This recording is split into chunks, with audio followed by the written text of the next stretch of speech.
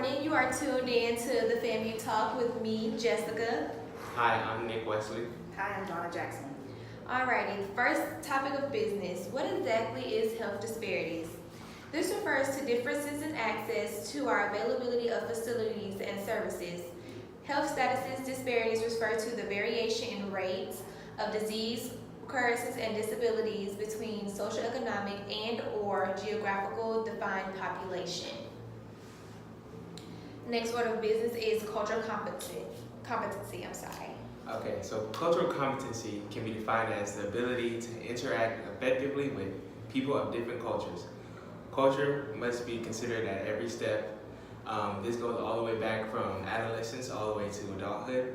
And this can be categorized as not only race or ethnicity, but also as age, gender, sexual orientation, disability, religion, income level, location, and profession. Alright, a quick example of cultural competency is that people shouldn't be denied care because of a language barrier. So for instance, I personally work in a pharmacy in Quincy, and there's a lot of Hispanics in that area that they can't speak English too well, but we still manage to fill their prescriptions because we can't deny them services because we can't understand them or they can't speak English and relay information to us. So we make a way to try to figure out how to collect the information that is needed in order to fill their prescriptions. And as well as cultural competency, ethics is something that we need to look into. So ethics is the decision that an individual makes, choices based on what is right and not pretty much what is required by law. And an example of that would be an infant that's not healthy and a parent wants to make a decision of not resuscitating them, then the obstetrician or the neonatal physician would have to honor the parent's wishes. Yeah, now I'm not sure if you remember when we did a Casey Wall? Case study. Yeah, about the lady who was pregnant and she didn't want to have her child. She didn't want to, go through with the pregnancy, right? Yeah. She wanted to have a full-term pregnancy, but if the child wasn't healthy, they didn't want it because they already had one disabled child. Right, and then there would have been a lot of financial issues on, that parent. And I think the doctor went ahead with parents' wishes were. Yeah, and granted, and tried to save the child. The child was saved, and didn't come up with any issues. Do you remember? No, well, I know that that the breathing level was low, but it later increased. So I think Increased the APGAR score later. So I think the baby was okay. And that's just one example of ethical dilemma right there. Trying to figure out what is the right and wrong thing to do overall, not just for a personal aspect. All right, so moving on to mental health issues and how it affects the world today. All right, so mental health. It's important at every stage of our life. Also, kind of like cultural competency, it's something that we learn from adolescence to adulthood. It includes our emotional, psychological, and our social well-being. It affects how we think, how we feel, and how we act. So mental health is something very important to the healthcare system. Alrighty, there are also different mental health issues that people deal with on a daily, some including ADHD, bipolar disorder, dementia, PTSD, eating disorders, OCD, schizophrenia. With a couple of these, I know people personally who deal with ADHD on a regular. As a child, it does affect more in kids than it does in adults. Usually they take medication such as Vyvanse to kind of help with that. And usually by the time they're an adult or in the high school age, it has calmed down, they've gotten it under control. Anybody else want to speak on mental health? Well, as well, when it comes to mental health is something that can't necessarily always be cured. So some ways to improve your mental health is to laugh often. It's okay to grieve. Exercise is an outlet. Forgive yourself when you screw up. Limit alcohol and caffeine and also other drugs. Spend some time alone. Get to know yourself. See a therapist. It's okay to talk to someone. Spend less time in front of electronics. Spend more time with people to make an interpersonal connection. These are just some ways to improve mental health. Also, tying in with dementia, there is Alzheimer's, where it kind of makes you forget your memory. I don't know if some of y'all watch Grey's Anatomy. I do. Y'all know Meredith Grey? I know Grey's Anatomy. Yeah, her mother had, what was it, dementia? No, Alzheimer's. She was showing cases of Alzheimer's, and she didn't even remember her own daughter. Yeah. That was I took care of my sad. grandfather, and he had Alzheimer's, and he pretty much remembered me because I was with him all the time, but everyone else, he would recognize them, but he Yeah. wouldn't know, relate them as his children. Yeah, and that's difficult. Yeah, that is. How did that make them feel? They felt sad, but also you have that glimmer of hope. One day, he randomly went up to my cousin and he remembered who he was, and it shocked him. Yeah, So, it comes and goes. that's good. Hopefully they'll find a cure for it one day, because that is sad, to Yeah. have And your it's loved on one the not rise. remember who you are. Yeah. Yeah. And as well as mental health. Mental health it can also be tied into other diseases like HIV and AIDS. Okay.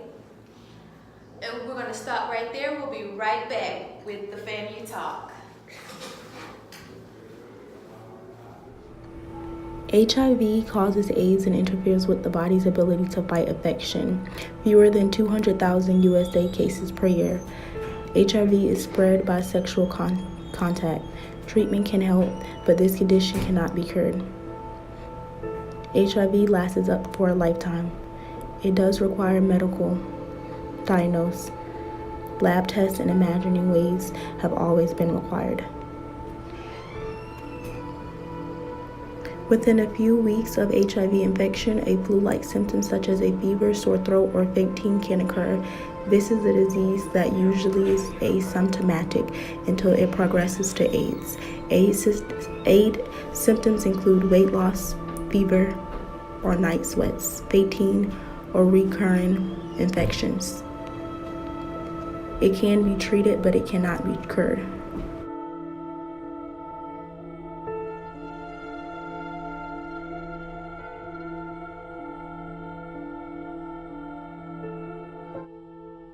Although there is not a cure for the disease, you still can live a prolonged life if you get the medication that you need earlier and quicker.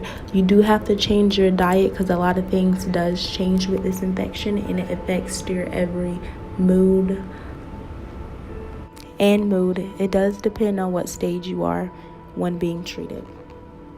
Once HIV develops into AIDS, the patient life expectancy drops. This is because I'm HIV positive. Difficult to repair the damage done to the immune system at this point. So if you know anyone with the disease, reach out and let them get help. AIDS is a condition, while HIV is a virus that may cause other infections.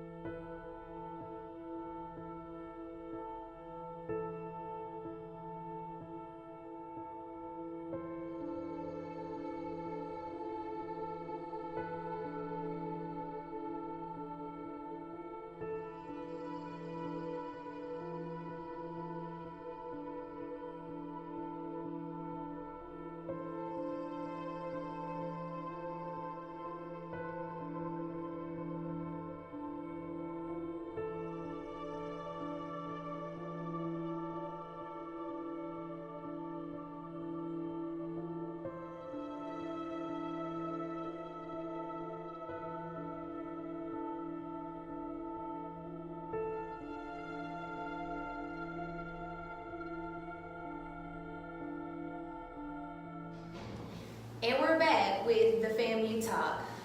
Next order of business is HIV and AIDS. Did you all know that the biggest population that accounts for people that are affected with HIV and AIDS is men who have sex with men? According to the CDC, it estimates that that population represents approximately 4% of the male population in the United States, and the male-to-male sex accounted for more than 3/4, which is 78% of new HIV infections among men, and nearly 2/3, which is 63%, of all new infections in 2010, which is approximately 29,800 people. That's crazy. That is. Wow. That's a lot. That is a lot. Also, a public health nurse, quick fact, for Eastern Indians, Fayette County holds a syringe provided to drug users taking part in the county state-approved needle exchange in 2015. Nearly 200 opioid users in Austin became infected with HIV that year, primarily as a result of shooting up powerful prescription opioids with contaminated needles, according to Rick Callahan. So, people are getting infected with HIV and AIDS through needle usage, unprotected sex, Other bodily fluids like blood. yeah.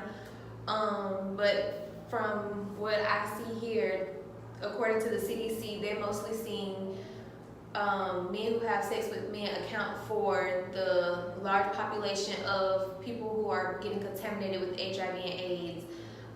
Next is usually people who are on drugs, who are using needles to shoot up different drugs such as heroin, cocaine, so different stuff like that. So yeah, that's kind of crazy. So looking into other ways to benefit from HIV and AIDS, we're going to be talking about the iron triangle. So the iron triangle, in simple terms, is cost, access, and quality. This is a mutual relationship between places like the Congress, government, and special interest group. And it's pretty much a form of we can't have the cost too much because that limits the access, and we can't have the cost too low because that limits the quality of care. So when it comes to the iron triangle, it's all about trying to find a median or a gray area where everything can match together so that we can give quality care to patients. And also, the iron triangle is now like the guideline for the ACA, which helped a lot of people get insurance and get access to care and quality care at that. Yeah, and that probably is because now I believe it is Obamacare, it allowed them to kind of reduce the percents and the cases of HIV and AIDS, because people were leading back to the iron triangle, they had access to getting tested and getting access to medications that are used to help prevent if they have been infected. I think you have a pre-existing condition, it also helps you get insurance to continue care. Because I think if you have sex with someone unprotected, you have 72 hours to get PrEP. Yeah, PrEP. Yeah. So, and if you have insurance, I'm pretty sure that's nothing to get in contact or get access to, that kind of medication. Pretty sure the cost, if you are infected and do have it, the cost for those medications are pretty expensive without insurance. So someone who has insurance, it'll lower the prices for, that patient so they can continue to stay on their medications to, try to live a normal life. Because that is kind of heartbreaking. It is. And for people that don't know what the ACA or Obamacare is, it's just defined as the Affordable Care Act. It was passed in March 2010 when we had President Barack Obama.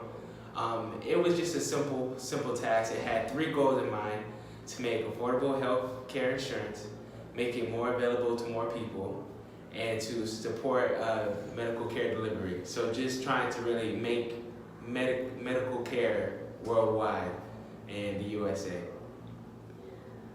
Alrighty, and that wraps up the FAMU Talk. Tune in next time.